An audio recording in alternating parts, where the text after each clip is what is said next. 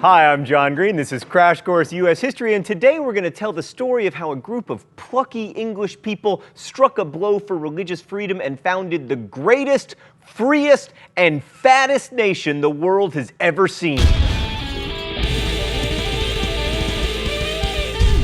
These Brits entered a barren land containing no people and quickly invented the automobile, baseball, and Star Trek, and we all lived happily ever after. Mr. Green, if it's really that simple, I am so getting an A in this class. Oh, me from the past. You're just a delight.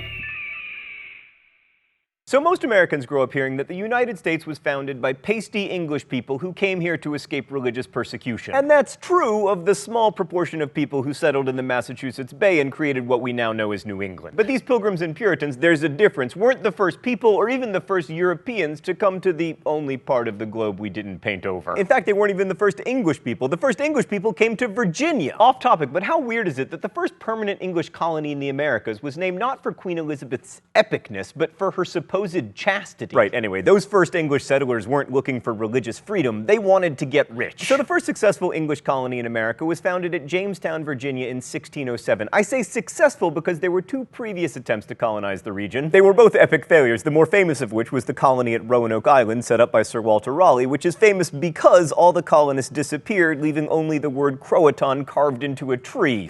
Jamestown was a project of the Virginia Company, which existed to make money for its investors, something it never did. The hope was that they would find gold in the Chesapeake region like the Spanish had in South America, so there were a disproportionate number of goldsmiths and jewelers there to fancy up that gold, which of course did not exist. Anyway, it turns out that jewelers dislike farming, so much so that Captain John Smith, who soon took over control of the island, once said that they would rather starve than farm. So in the first year, half of the colonists died. 400 replacements came, but by 1610, after a gruesome winter called the Starving Time, the number of colonists had dwindled to 65. And eventually word got out that the New World's one-year survival rate was like 20%, and it became harder to find new colonists. But in 1618, the Virginia Company hit upon a recruiting strategy called the headright system, which offered 50 acres of land for each person that a settler paid to bring over. And this enabled the creation of a number of large estates, which were mostly worked on and populated by indentured servants. Indentured servants weren't quite slaves, but they were kind of temporary slaves, like they could be bought and sold, and they had to do what their masters commanded. But after 7 to 10 years of that, if they weren't dead, they were paid their freedom dues, which they hoped would allow them to buy farms of their own. Sometimes that worked out, but often either the money wasn't enough to buy a farm or else they were too dead to collect it. Even more ominously, in 1619, just 12 years after the founding of Jamestown, the first shipment of African slaves arrived in Virginia. So the colony probably would have continued to struggle along if they hadn't found something that people really loved.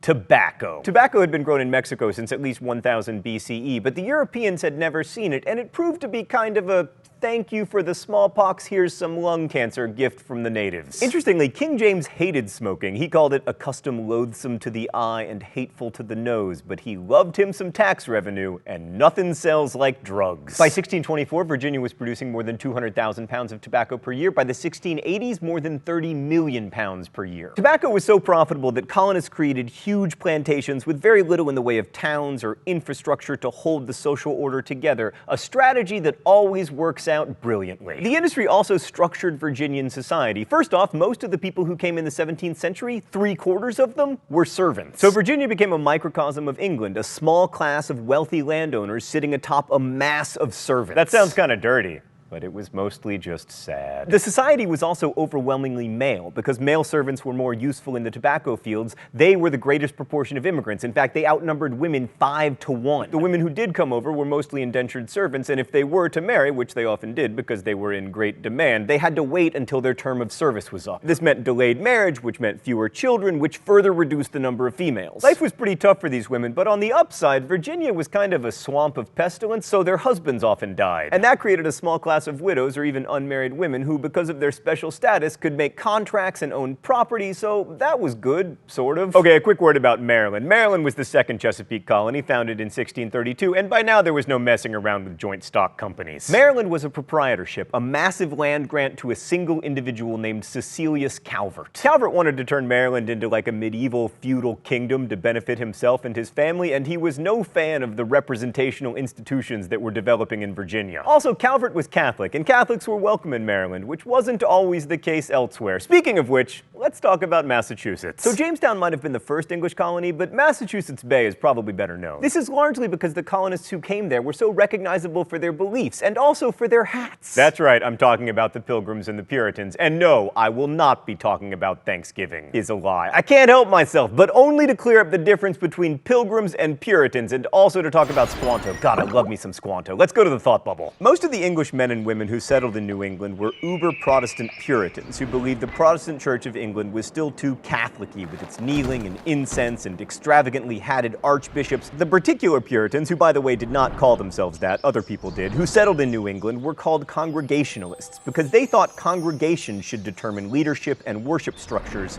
not bishops. The Pilgrims were even more extreme. They wanted to separate more or less completely from the Church of England, so first they fled to the Netherlands, but the Dutch were apparently too corrupt for them, so they rounded up investors and financed a new colony in 1620. They were supposed to land in Virginia, but in what perhaps should have been taken as an omen, they were blown wildly off course and ended up in what's now Massachusetts, founding a colony called Plymouth.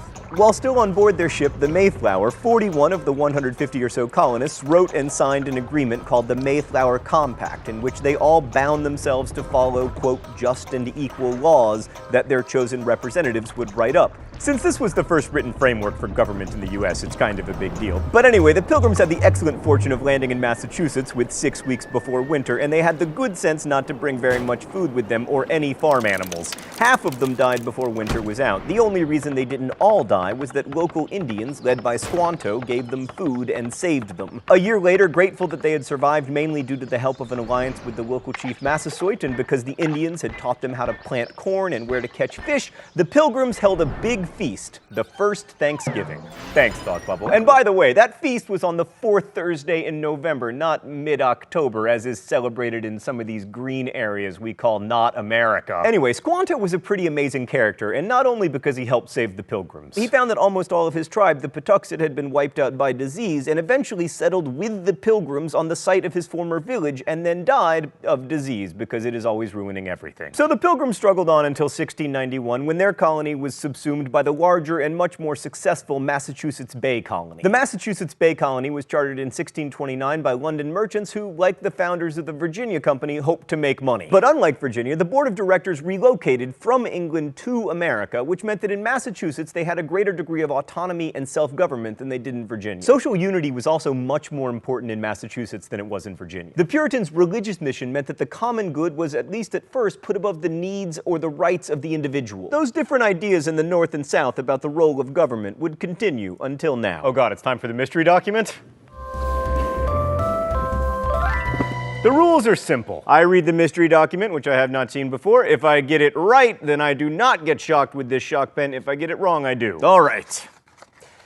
We must be knit together in this work as one man. We must entertain each other in brotherly affection. We must be willing to abridge ourselves of our superfluities? I don't know. For the supply of others' necessities, we must uphold a familiar commerce together in all meekness, gentleness, patience, and liberality. For we must consider that we shall be as a city upon a hill. The eyes of all people are upon us, so that if we shall deal falsely with our God in this work we have undertaken, and so cause him to withdraw his present help from us, we shall be made a story and a byword through the world. All right, first thing I noticed, the author of this document is a terrible speller, or possibly wrote this before English was standardized. Also, pretty religious individual. And the community in question seems to embrace something near socialism, abridging the superfluous for others' necessities. Also, it says that the community should be like a city upon a hill, like a model for everybody. And because of that metaphor, I know exactly where it comes from. The sermon, A Model of Christian Charity by John Winthrop. Yes!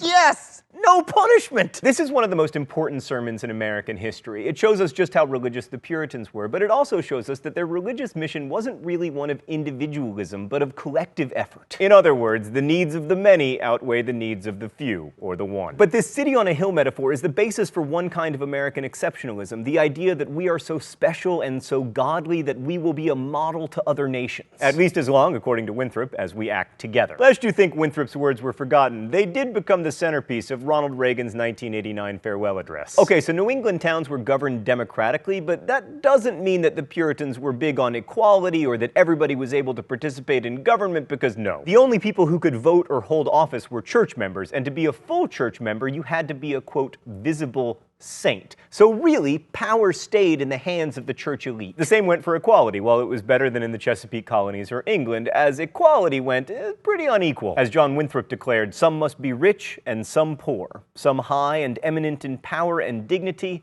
others mean and in subjection. Or as historian Eric Foner put it, inequality was considered an expression of God's will, and while some liberties applied to all inhabitants, there were separate lists of rights for freemen, women, children, and servants. There was also slavery in Massachusetts. The first slaves were recorded in the colony in 1640. However, Puritans really did foster equality in one sense. They wanted everyone to be able to read the Bible. In fact, parents could be punished by the town councils for not properly instructing their children and making them literate. But when Roger Williams called for citizens to be able to practice any religion they chose, he was banished from the colony. So was Anne Hutchinson, who argued that church membership should be based on inner grace and not on outward manifestations like church attendance. Williams went on to found Rhode Island, so that worked out fine for him. But Hutchinson, who was doubly threatening to Massachusetts because she was a woman preaching unorthodox ideas, was too radical and was further banished to Westchester, New York, where she and her family were killed by Indians. Finally, someone who doesn't die of disease or starvation. So Americans like to think of their country as being founded by pioneers of religious freedom who were seeking liberty from the oppressive English. But we've already seen that's only partly true. For one thing, Puritan ideas of equality and representation